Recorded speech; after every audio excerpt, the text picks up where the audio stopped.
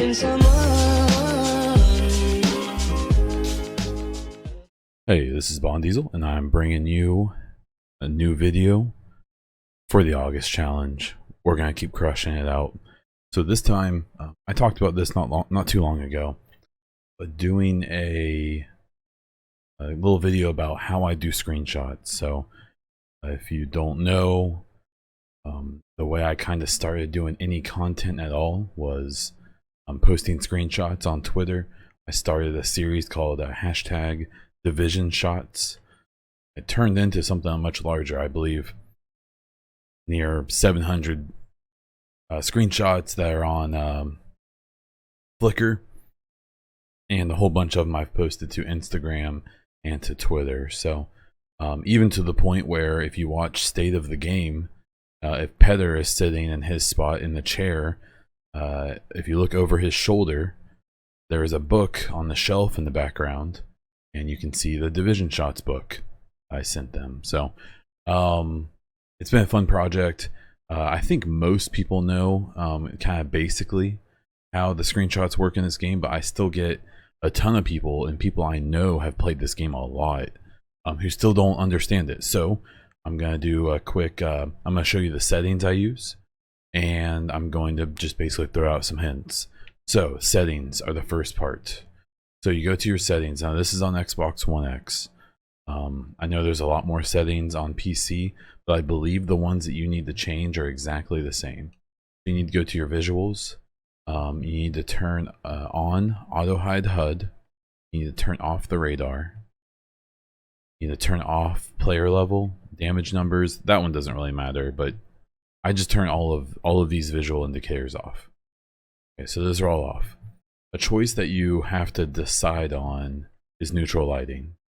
So if you watch screen when I turn neutral lighting on and off, neutral lighting on gives a much more dramatic lighting, especially at night.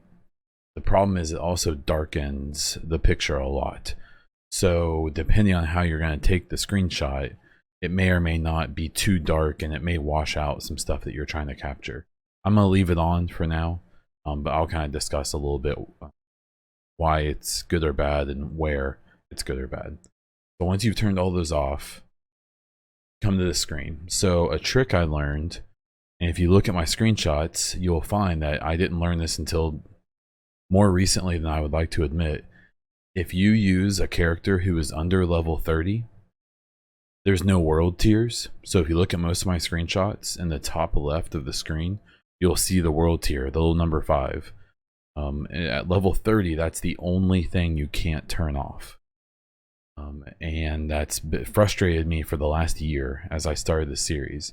What I figured out while I was leveling up a Rogue 29 character was that in the top left, there is no world tier before level 30, and you can get a completely clean screen like you see right now.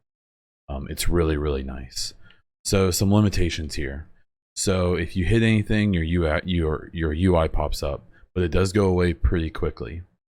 The things that prevent it from going away: if your gun is not fully loaded. So right now, since there's one round missing, I've seen people ask why theirs doesn't work the same way.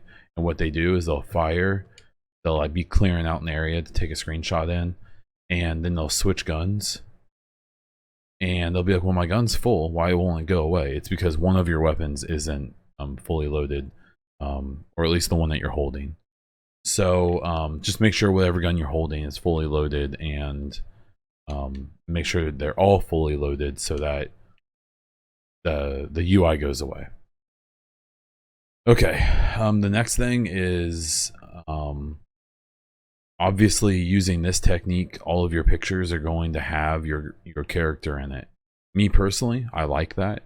You can either get kind of like just a regular view of your character from behind. You can also try to position them in such a way that you can turn them around and catch like something in the background. A big thing that you can use is various things in the world. So like I just showed you. So say I wanted to get a close up on her face. If I keep it up here, it's just kind of a normal one. But if you use the camera to your advantage, I have to back her up just a little bit. You gotta think about where the camera is. You can actually use the camera to get close-ups and to kind of get cool angles on your character. If you want to remove your character completely from a screenshot, say I want like this view here, but without my character in it, you can use various objects in the world, and if you can get the camera to push on it, you angle it right, you can get a picture without your character in it. This one can be pretty tough, but it's still usable. You just have to be kind of creative. So I can get the Elite Task Force with no character in it. Obviously, this one's a little bit more limited, but you do what you can. Some limitations you're going to run into if you're too close to the entrance of a mission. You're going to have this here, the floating text. Basically, you just have to keep backing away until it disappears if you want to get a picture of a scene like this, and then you're good. But if you get a little too close, it pops up, and there's nothing you can do about it. Something else I'll talk about, I highly suggest taking your screenshots at night, especially with neutral lighting. The daytime you can get some good photos, especially in the snowstorms, but at night, and especially with snowstorms, you can get your best pictures. The lighting in this game, even on the Xbox, is just bonkers. It's so good. So I highly suggest messing around with that. See, what other difficulties could you have? You can get these same screenshots in the DZ. There's a lot more UI elements that will pop up that you have to try to get rid of. But overall, you can still get some pretty good screenshots in there. A big bummer for me is that you cannot get rid of the UI up in the West Side Piers. When you're up here, you it has the permanent UI up there. You basically can't get rid of it. At least not that I found. So I've kind of found there's not a ton of things to screenshot up there, at least in my opinion. So it wasn't that big of a bummer, but I still it still annoyed me quite a bit. The other place you can't get rid of the UI is in the safe houses. There's always a little something in there. One thing that you can do, you can run missions, and while you're in the mission, while it's active, you will have whatever the next goal is in that mission in the top left.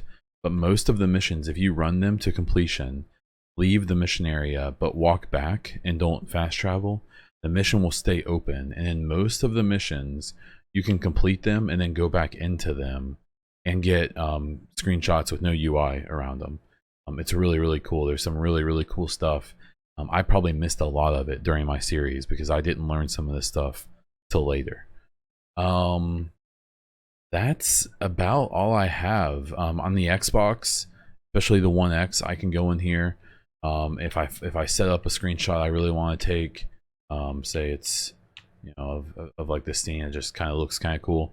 For me, all I need to do is hit the Xbox button and hit Y to screenshot it.